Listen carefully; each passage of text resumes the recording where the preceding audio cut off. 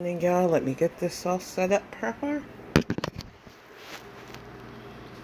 Like I said, I'm keeping my promise. I'm a bit less tired today than I was yesterday.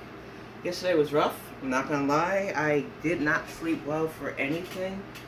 Woke up feeling just nauseous and not okay. But we went for a ride out to the town next, just in case. And luckily, I did not have to go in anywhere. We came back, I went and I got some sleep, got up, did the live, kept it short and sweet, and then I got some more rest. And last night, got a full night's sleep, and I'm feeling a lot better. I can tell you right now, proper sleep really does pay off. Give me a moment, let me have this over. And as you can see, got my 5-pound weights. My 3-pounders are sitting up underneath there. That was how I started, with 3-pound weights, and I realized I wasn't getting much tension. So now I'm on the 5-pound weights. We were trying to find them in purple, but pink does it too. So yesterday was rough, but I didn't give up. I didn't just whine about it. I realized what the problem was, and not getting enough sleep really does fuck up your whole day and your whole system. And even though I said to get up, do what I had to do, I felt so, sluggish. That's why I stress all the time. Getting good sleep is key to any kind of better health. Whether you're trying to lose weight, whether you're just trying to get through your day, whether it's creative, work-wise, or anything. So I always stress that sleep is the most important. It's become my new BFF. But I know I covered the heifer with her struggle waddle yesterday, and I really am tired of talking about Foodie when it comes to these Fitbangs. Unless she does something completely outrageous, there's no reason for me to harp on her right now. She said 2 to 3 minutes and then building up her stamina, and I just kept thinking, I remember when I was at that phase, and I talked to Greg about it. When I was at 500 pounds plus, I was up to 512, one of the things I did to get qualified for the program was go to therapy. And one of the things the therapist said to me was, at your size, you're lucky to still be mobile, and that's a good thing. What you have to do is start developing your morning routine. Because I told her back then, even with the baby, I would go back to sleep after feeding him, get up in the afternoon, be extremely hungry, eat a lot, then want to rest again, or play video games. I had literally no goals or ambition in life then. I was just swallowing in the misery of getting out of a very tense situation. And I didn't want to think about, how this would affect not just kiddo, but myself. I was in denial. And they weren't hard on me like my family was being, which I still love my family for that.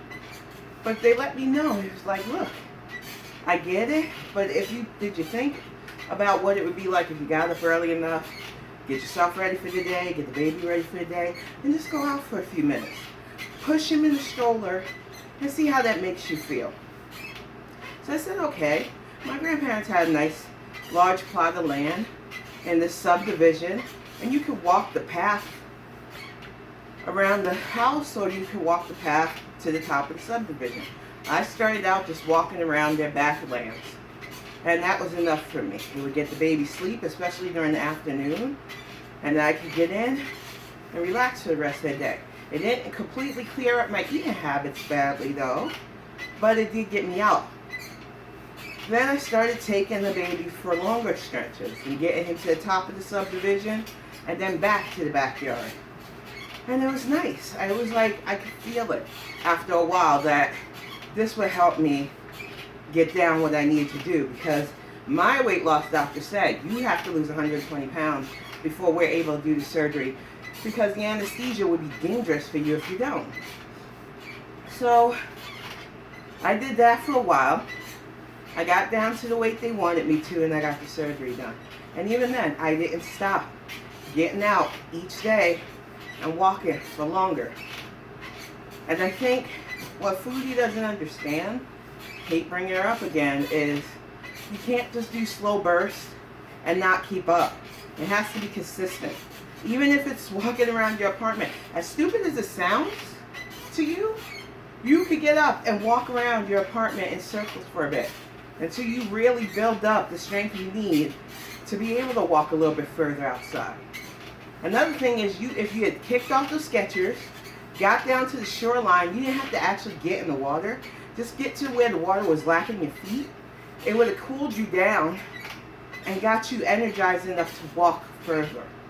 But you don't want to do that, and it's clear.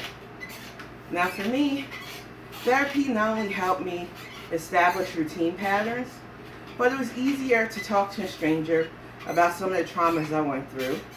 It was easy for them to listen, to set goals to where I could get away from letting myself be trapped by those things. And it really did teach me that it's nobody's fault what you go through, but it is if you hold on to them and let it trap you from living. Everybody who has lived long enough has experienced some kind of event that lingers. Whether you were bullied, whether your parents were neglectful or harmful, whether you went through DV or SA, or had a combination of all of those. I don't like to talk about my past a lot because I'm no longer that victim. I'm no longer that kid in school that people thought they could pick on until I fought back. I'm no longer that 14-year-old who was hanging out with friends and lost something precious to me. I'm no longer the woman who had to listen to somebody tell me I can't live without them and harm me to the point that I questioned my own fucking sanity over and over again. And I'm not going to act like I'm sane, but it didn't help having somebody like that. And I didn't get to this stability easily either. I took a break from people for a long while. When I lived in North Carolina, it was just kiddo and I had started a long distance relationship with my husband, now husband, but I was okay being by myself.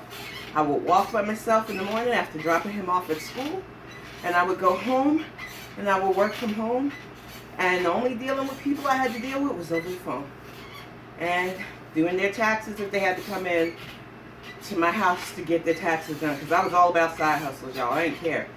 I had to keep up, make sure me and my baby had. The thing is, I'm still weird about people. I do a lot better online because it's easier for me to be sociable online, but I take baby steps. I have solid friends who get that when Ken is in her creative mode, we're probably not going to hear from her for a bit, and they're okay with that. I have friends who realize that, especially when I got sick, that she's got to work on healing. We're all up there in age now. I don't think I have any friend that isn't like mid-30s now, in their 40s. So we realize that family and health are our top priorities. So when we do get together, it's lovely, but we don't have to do it every day. I have a lot of good introverted friends that we play online stuff together. We're going to do some D&D later on today. And it's going to be nice, relaxing, lovely. Whew. And I think the difference I feel now than even 20 years ago is I've given up saying what I can't do. And I learned a lot of that when I had kiddo, because him being on the spectrum, I heard a lot of what he might not be able to do. And I refused. I refused to play with that language because the only thing you can't do is what you stop yourself from doing. They said he couldn't talk. The boy talks all day, every day. They said he wasn't going to function well. He's now a high school graduate. So listening to the I can'ts is not good. There are some things you might not physically be able to do, but when people try to tell you what you can do mentally, when you're getting help and you're trying your best, when people try to tell you can't do, when you've eaten yourself into a bad place, and the worst culprit is you, you got to get out of that mindset. I watched Shauna Steele last night before going to bed. And when I tell you, the woman that he was covering really annoyed me, because you can see where she slimmed down somewhat, But she was making all kinds of excuses. Oh, I got to take care of my family. I can't do this. I don't want to move. I get it. I got lucky. My surgeon was in South Carolina when I was staying with my grandmother. Whew. So I didn't have to up and move. It was just a longer drive because they were closer to the capital back then. So I can understand the anxiety of having to move and live on her own in a different state. But if it's for your health, why wouldn't you? And it's like I said, I know some people think weight loss surgery is a shortcut. And some even go far to say it's cheating. And I can't stop people from having that opinion, but I can tell you, when you have unhealthy eating patterns, when portion sizes are so out of whack that you don't even understand that you don't have to eat that mountain of food to feel full if you do stuff right. And having the smallest stomach for me means, even if I had wanted to early on, there was no way to go back to my bad pattern.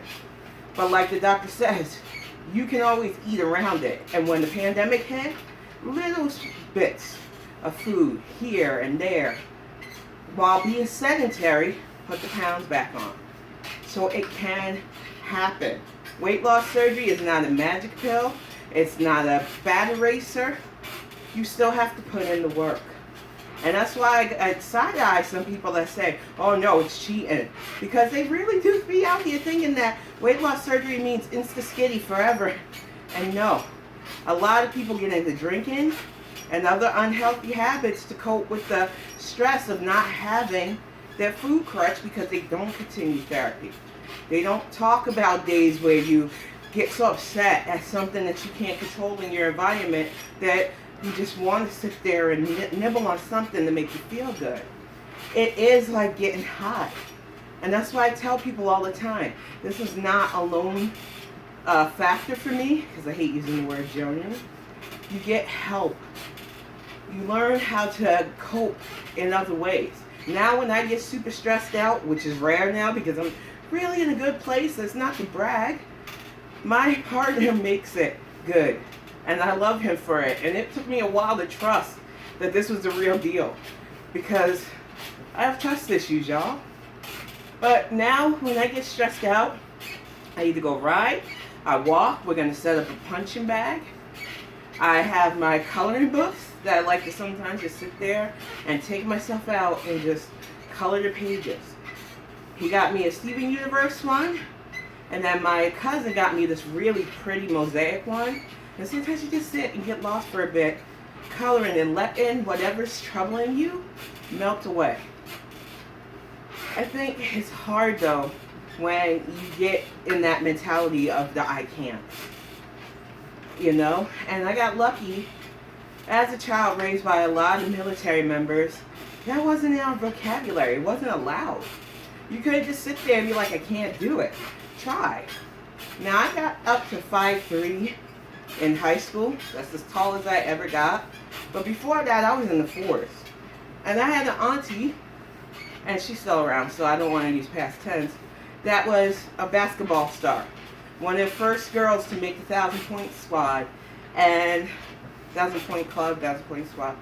And she told me, it's not your height, even though it would be a little bit tougher, but you can at least learn how to make free throws. So she would take us to the park and have us practice. And at first, I really sucked. My hand-eye coordination was garbage. But she wouldn't take that. I couldn't do it. And I kept practicing until I started to be able to land shots. And then my grade at basketball, fuck no. But at least I can try and play. And I could toss the ball. And I learned how to arch my back and do the toss. Because if you give up, of course you're never going to learn how to do anything. And in this day and age, when we have so much knowledge at our fingertips digitally, when we have the ability to watch videos on how to craft, how to fix things, how to build stuff, how to even exercise, there is literally no excuse that I can't need to go somewhere. I just don't get why some people refuse to believe that. They get stuck in this mindset that's too hard, they can't do it. And that's the problem. And that shit will take you out faster than anything else will. Now, another heifer thinks people aren't interested in anything but her. I'm going to tell you a little bit about myself since I got 5 minutes left. I'm only going to do 20 minutes today, y'all. I was born in Staten Island, New York. They used to call it Richmond. To a very large, multi-ethnic family. Now, when people ask me what I am, I say black because it's more visible than anything else. But my great-grandfather was a rehomed Native child. When I say rehomed, I'm making it nicer than the program that they put him in because they literally stole him from his family and tried to strip him of his culture. He married my great-grandmother, and then they disowned him because she was the daughter of a freed family. And of course, you know, a white family raising a Native child already was problematic, but for him to marry a black woman, yeah, he got disowned. They freaking sired 7 kids from that marriage. 6 girls, which my grandmother was a part of, and my Uncle Sonny, who I loved. Used to hang out with him when I was a kid. And then from my father's side of the family, my grandmother had roots in the South, and my grandfather, I believe, was always from New York. I think his people originally lived in the area that was before they made it Central Park. He went off to World War II. Right after marrying Grandma, came back, had 13 kids, my dad being one of them. My grandmother married my grandfather Billy, who had already had a previous relationship and 3 sons. And then she gave them 3 daughters, which my mom was a part of. I was born early in 1977. And, well, I was conceived early in 1977. I was so stubborn, I came out early. And I was probably lucky preemie. Because I, A, had a low chance of survival rate, but I was a fighter. And B, I had a loving, supportive, extended family. Like, our area, it wasn't far to go to our auntie's house or our uncle's house. You know, we all lived pretty close together. We constantly had family gatherings and stuff. But I was always a shyer kid, more introverted, more interested in books than people. And my family just walked around it. I still did a lot of things like vacations and going places. But I was constantly in my head. And then every Sunday, my father's side of the family, since my grandfather was a reverend, picked us up. We get there at 7 a.m. for Sunday school, and we didn't leave until about 4 in the afternoon for the after-church stuff. And we got lucky we didn't get pressed into the night services, or we would have been there for freaking ever. But when I say I had a pretty well-rounded childhood, but it still didn't stop certain patterns. I had eating disorders early on in life. Food just seemed like a way to cope when my parents would fight with each other, when I just didn't feel like dealing with stuff. Because we didn't have the word introverted back then. I was just considered shy. And I would get so tapped out from dealing with stuff, social-wise and school-wise, then I ran to food. But it wasn't as bad. And like I said, by the time I was getting ready for high school, I had decided I wanted to lose the weight. I wanted to not deal with high school trauma being picked on. So I worked hard. And then what happened to me, and I just gave up. By the time I got out of high school, I had ballooned up to about 350, and I had maintained that weight for the longest time. And I stayed mobile. I worked when we got to Florida because I wanted to be able to pay for school and stuff. And then I fell in with my ex, and I think that was when I started to get to my work. Because at first I had a great job. I worked a corporate bookkeeper job. After a few years there, got in through a then friend, and then he got me isolated. And that's what happens. By the time I got back to my family, I was so far gone. They really thought that I wasn't going to make it. And that makes me sad. And I had to keep fighting, not just for me, but for the baby I was raising. I had reasons to live. And that is just a little bit about me, y'all. Anything else you need to know, I'm constantly talking about now. My next book, I'm really pushing to get released next month because I really want to release it for my grandma Ella's, what would have been her 79th birthday, I believe. And I'm just doing things to be here. It's not perfect, but it works for me. And that's what I advise any of you who are looking for a way to incorporate a routine, shed pounds, whether it's a little or a lot. Just figure out what routine can work for you. Because once you have it and you follow that pattern, you can do it. But I will be back hopefully sometime next week with another one of these. I got a doctor's appointment on Tuesday, so I won't be then. But I promise you, I will keep showing you what I'm doing for fitness because it's important to me now. I'm not trying to be like this inspirational guru. I got Cyndi Lauper in my ear. I love this 80s playlist. But it's just to show that if you get rid of the I can't and start focusing on what you can do, you can build from there. But I'll see you all next week. Thank you so much for watching.